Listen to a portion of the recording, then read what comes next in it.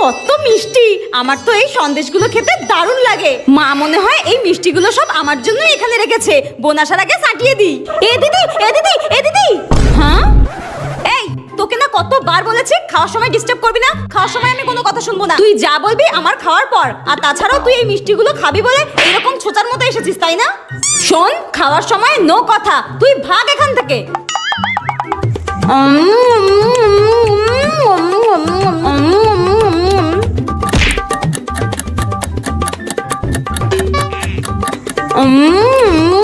দারুণ। দেখ এবার বল, কি বলবি বল। হ্যাঁ, আরে কিছুই না।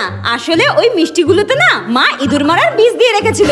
আর আমি ওই জন্যই তোকে বারণ করতে এসেছিলাম মিষ্টিগুলো খাস না, কিন্তু তুই তো খেয়ে ফেললি।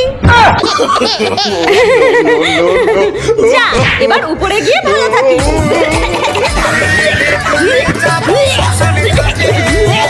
নিরামিষের দিন আমার সাথে যা হয়। খাচ্ছে দেখো কেমন করে, যেন জীবনে খেতে পায়নি। মন চাইছে মেরে মাথাটা ভেঙে দিই। আজকে আমার নিরামিষ জেনেও আমার সামনে চিকেন মোমো খাচ্ছে।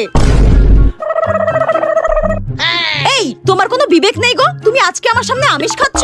আরে খুব খিদে পেয়েছিল, কি করবো বলো? ভেজ মোমো খেলে কি হতো? যত সব। হ্যাঁ, এই তুমি না এক্ষুনি মোমো খাচ্ছিলে, আবার চিকেন ড্রামস্টিক নিয়ে নিলে। মোমোটা খেয়ে ঠিক পোষায়নি, ওই জন্য চিকেন ড্রামস্টিক খাচ্ছি। তোর পেটে হজম হবে না রে, পাতলা পায়খানা হবে দেখবি। সেই টেস্ট। আমি আর লোভ সামলাতে পারছি না। এই দাও তো দাও, প্লেটে দিয়ে দাও। গদ গদ করে গিলেই যাচ্ছে তখন থেকে। কি গরম। না না, কাজটা একদম ঠিক হয়নি, ওর রাগটা একটু ভাঙাই। এই শোনো না, তোমাকে আজকে খুব সুন্দর লাগছে। মেকআপটা দারুণ করেছো তুমি আজকে।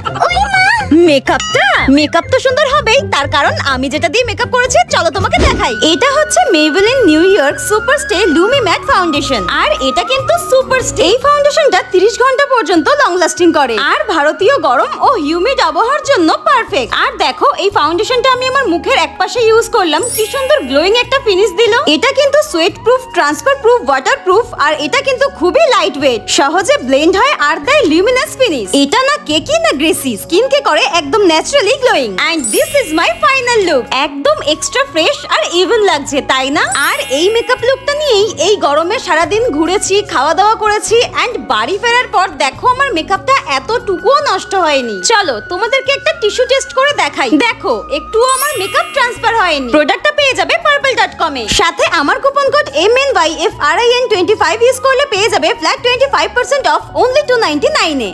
নিরামিষের দিন যখন মাংস খেয়ে ফেলি।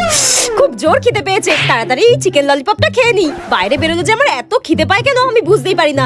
হ্যাঁ এ বাবা, আজকে তো সোমবার, আজকে তো আমাদের বাড়িতে নিরামিষ আর আমি এখানে মাংস খাচ্ছি।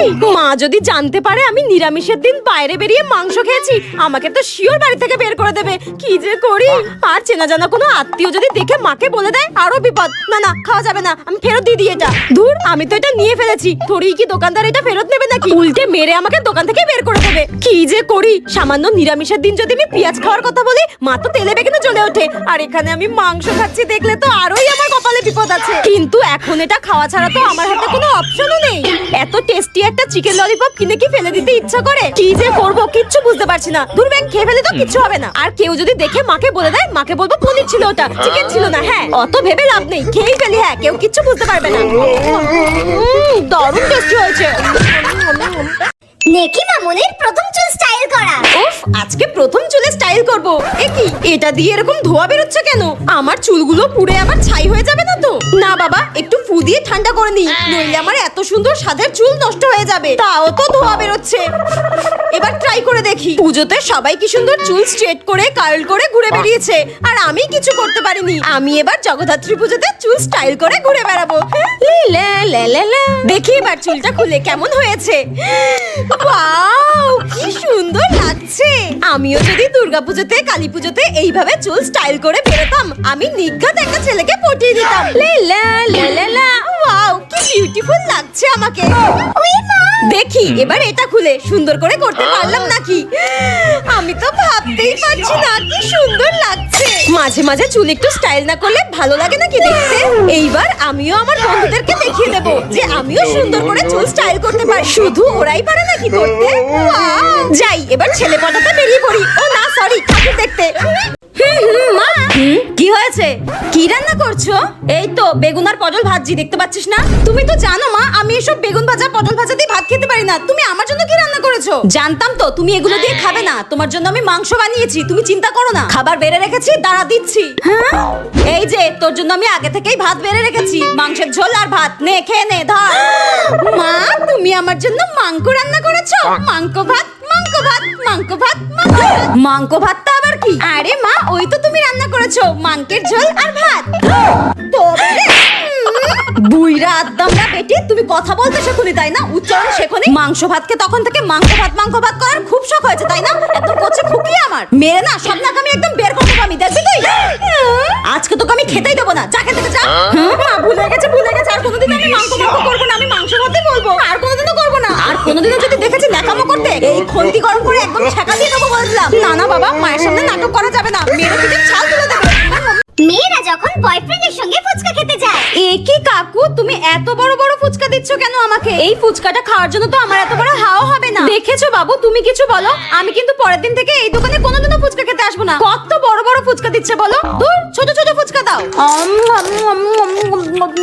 দেখেছো, ঠিক করে খেতেও পারছি না আমি, সব ভেঙে যাচ্ছে।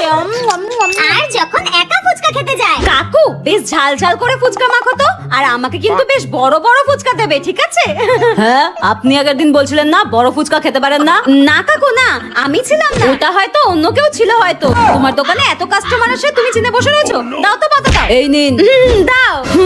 এ কি কাকু, এরকম টিকটিকি ডিমের সাইজের ফুচকা দিচ্ছ কেন? বড় বড় ফুচকা দাও, আগেই তো বললাম এত ছোট ছোট ফুচকা আমি খাই না, বড় বড় ফুচকা দাও, নইলে কিন্তু টাকা দেবো না। যত সব বড় বড় ফুচকা দাও।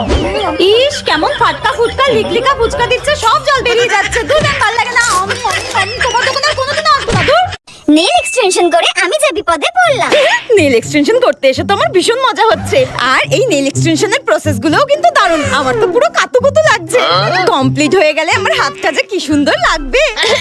কিন্তু এইভাবে যে আর কতক্ষণ বসে থাকতে হবে, এখনো তো কিছুই হয়নি, প্রায় 2 ঘন্টা হয়ে গেল। এখনো তো কমপ্লিট করতে করতে মনে হয় আরো 2 ঘন্টা লাগবে। ততক্ষণে তো আমার মনে হয় কোমর টোমর একেবারে ছেড়ে যাবে। এ বাবা, আমি তো একেবারে ভুলেই গিয়েছিলাম, এত বড় বড় নোক করার পর তো আমি ঠিক করে খেতেই পারবো না। তখন আমি কি করব? আর তার থেকেও বড় কথা তো আমি বাড়ির একটা কাজও করতে পারবো না, মা তো আমাকে সেই খেলাবে। এখনো সময় আছে, পালাবো এখান থেকে। দূর, যা হবে দেখা যাবে। কিন্তু যাই হোক না কেন, বড় বড় নোক করার কিন্তু একটা সুবিধা আছে, মডেলদের মতো ঢং করে করে কত পোজ দিয়ে ছবি তোলা যায়। দূর, আমি যদি আগে জানতাম এতক্ষণ বসে থাকতে হয় ধৈর্য সহকারে, আমি তো মরে গেলেও জীবনে নেল এক্সটেনশন করাতাম না। আমার তো এখন পুরো কান্না পাচ্ছে, কি যে করি।